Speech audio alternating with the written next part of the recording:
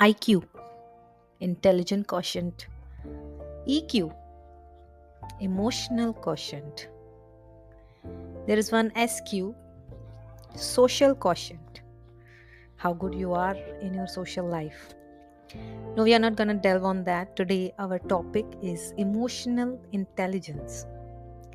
Welcome back to our podcast, self coaching series. I am Vedika, and today we are entering into yet another theme, very important, trending these days, emotional intelligence. We're going to dive into a crucial topic that plays a significant role in our personal and professional lives. Emotional intelligence, often abbreviated as EQ, which is emotional quotient, refers to our ability to understand, manage, and express our emotions, as well as recognize and influence the emotion of others. In a world where interpersonal relationships are key to success, developing emotional intelligence can lead to stronger connections, better communication, and improved resilience. So, let's start by exploring the foundation of emotional intelligence, that is, understanding our emotions. Emotions are complex responses to the stimuli that can influence our thoughts, behaviors, that results into feelings, interactions. This is emotional intelligence.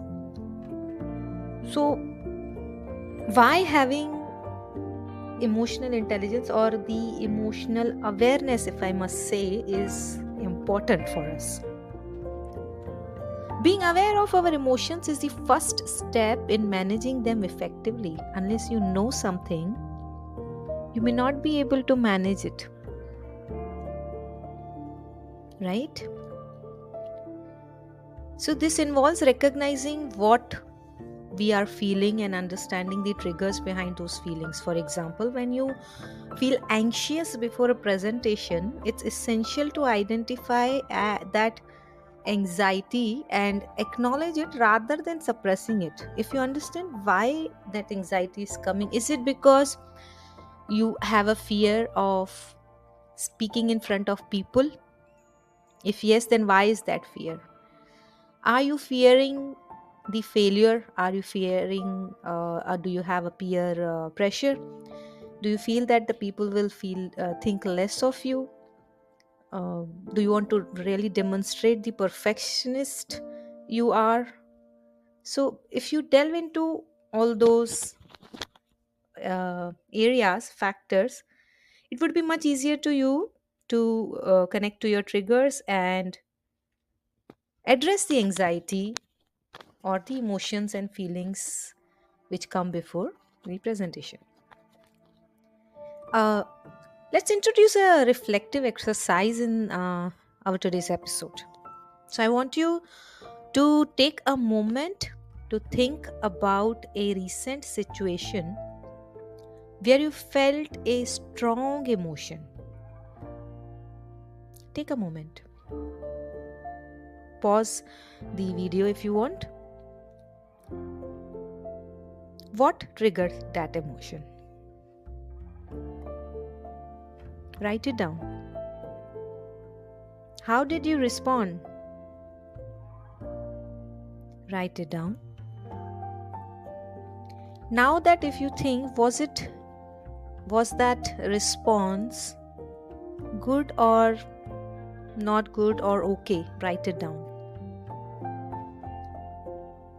How instead of that response would you have wanted to actually respond, or what would you expect somebody else to respond to you in that similar situation? Write it down. So you see, understanding these patterns can help you navigate your feelings more effectively in the future. Once we understand our emotions, the next step is learning how to manage them effectively. This involves regulating our emotional responses, especially in challenging situations. If we are in a good mood, everything is good, we are quite accommodating, we are quite motivating, we are quite encouraging to others, to ourselves. But when the situation becomes difficult, emotion arises, the responses are different. So, what can be some effective techniques?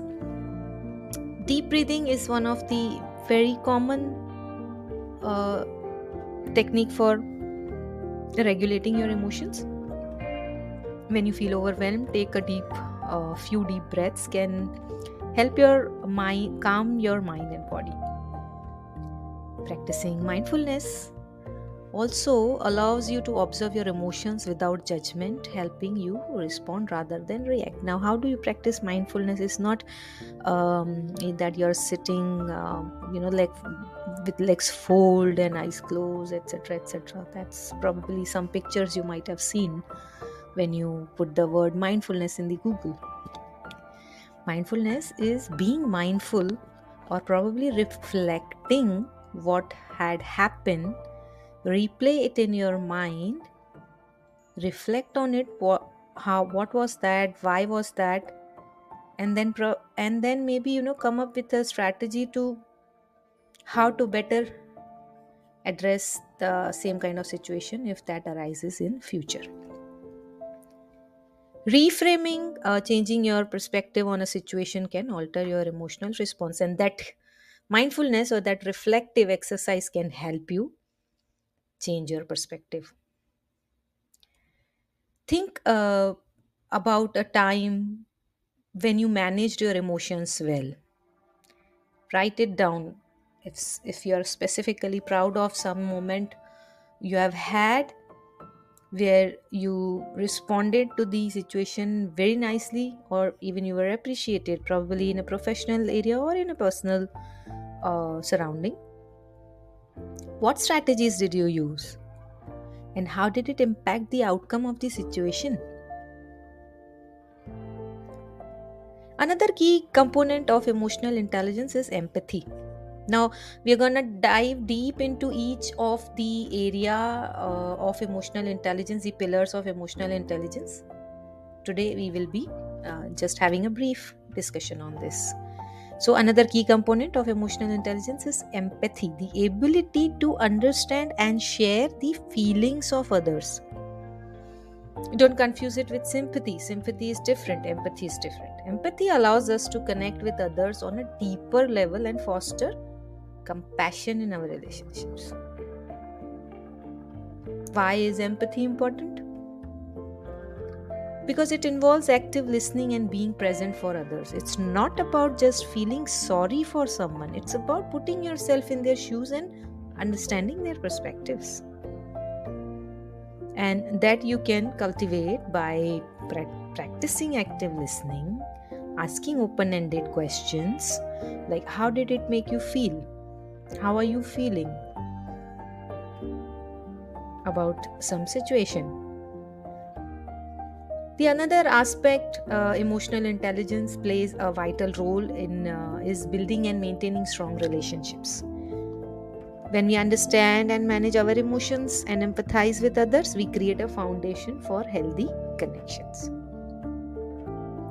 So, some key elements which you build are trust, effective communication.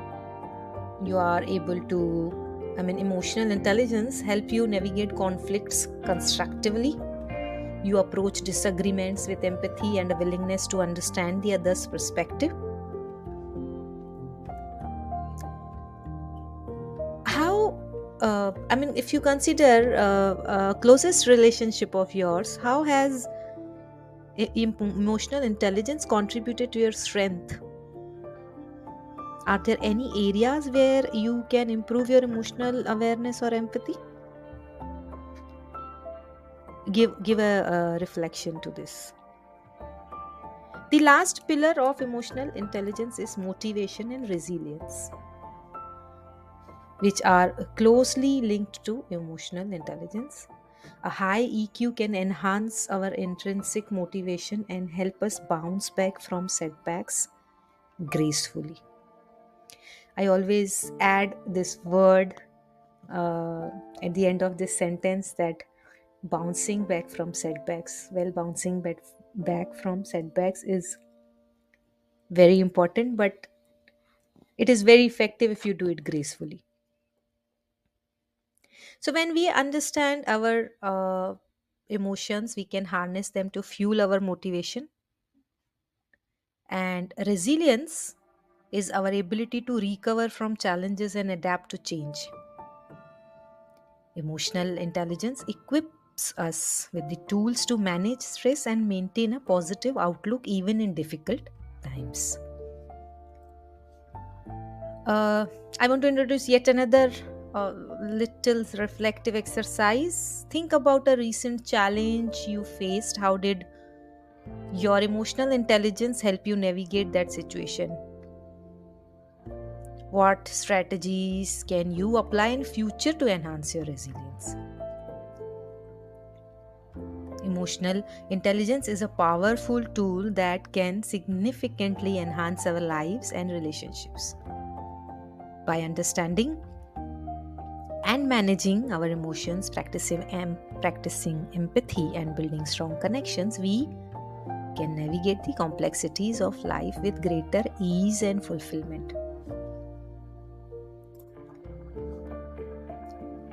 We have seen quite a few questions in today's episode, but let's have some more self reflective questions. You can sit with them and reflect on these. What emotions do I frequently experience in different situations? And how do they affect my behavior and decision making? How do I typically express my emotions to others? Are there more constructive ways to communicate my feelings? How well do I understand the emotion of those around me? What steps can I take to improve my empathy and connection with others? How do I handle conflict in my relationships?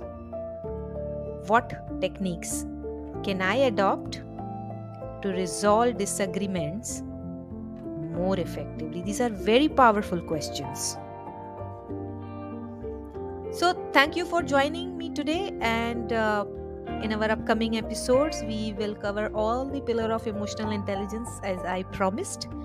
And don't forget to share your inspiring stories for our listeners segment, which we have introduced. We will be sharing some inspiring stories shared by our listeners in our episode to the related topics. And I encourage you to reflect on your emotional intelligence and consider ways to enhance it in your daily life. If you found this episode helpful, share it with others who you think can make benefit of it. And don't forget to subscribe for more insightful videos on personal growth. We will be continuing our journey of this theme in next episode by learning more about managing emotions effectively. Until next time, keep striving for emotional awareness and connection.